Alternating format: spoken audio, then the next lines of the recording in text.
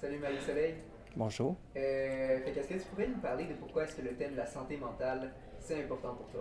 Ça a toujours été important pour moi parce que j'ai grandi dans une famille qui avait beaucoup de problèmes de santé mentale, puis ma famille refusait d'admettre leurs problématiques. Souvent, ils disaient que les problèmes venaient des autres et ils venaient jamais de soi.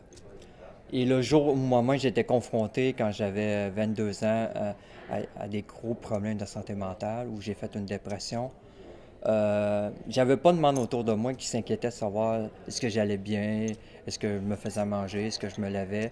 Non, j'avais aucune nouvelle. Donc un jour, je me suis réveillé, je me suis vu dans le miroir, j'avais perdu presque 40 livres.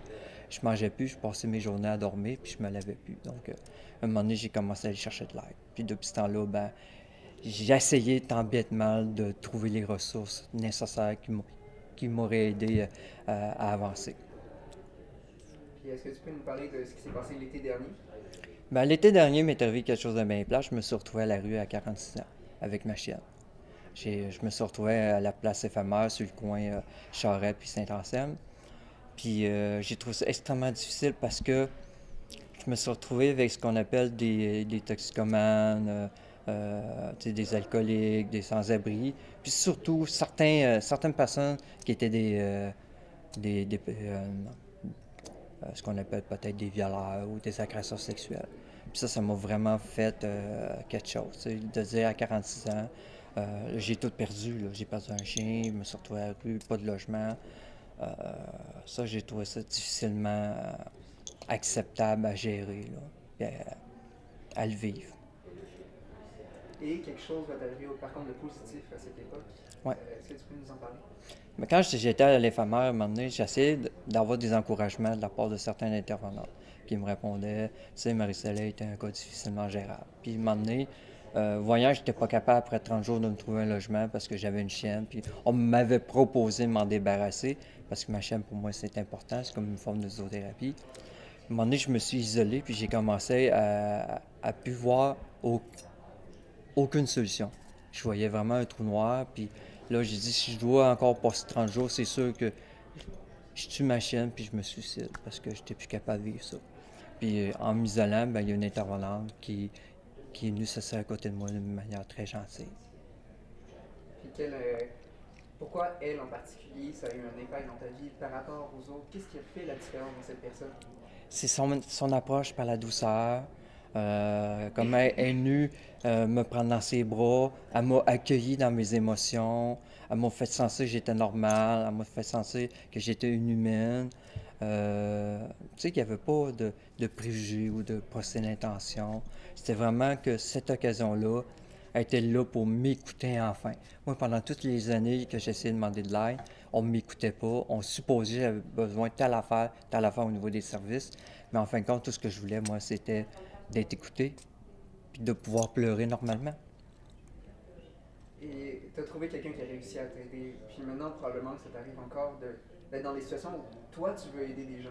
Oui. Puis comment tu fais? Ben, chaque fois que je vois quelqu'un qui a de la misère, ben, je pense à la manière qu'elle s'est approchée, comment elle s'est adressée avec moi, comment elle est le côté humain. Puis maintenant, j'essaie de reproduire le même schéma pour aider d'autres personnes de la même manière. Parce que j'ai compris que dans l'intervention, souvent, c'est pas ce qu'on appelle l'écoute. C'est pas la proaction, c'est pas donner des conseils. Souvent, 90% de la réussite d'une intervention se fait par ce qu'on appelle l'écoute. La vraie écoute passée, où il n'y a pas de jugement, où il y a ce qu'on appelle comme une symbiose qui se fait entre l'intervenant et la personne qui est en souffrance émotionnelle. Est-ce qu'il y a des choses d'autres que tu voudrais rajouter? Moi, je veux dire, c'est qu'aujourd'hui, je repense encore à ça, puis il n'y a pas une journée où elle a changé ma vie.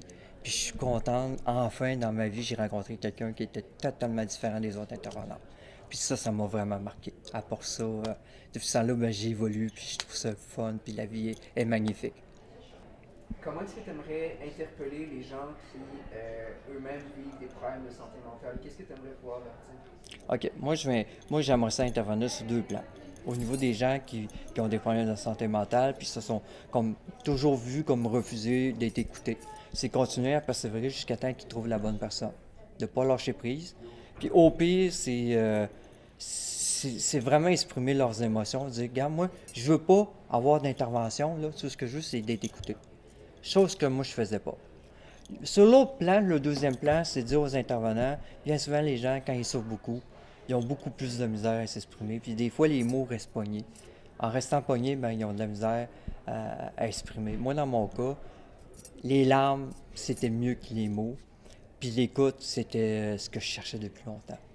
Donc j'espère que du côté des intervenants, ils vont plus s'arrêter sur dire on va arrêter de sortir de la théorie de l'école et essayer de mettre plus quelque chose de différent en pratique. C'est ça que j'aimerais.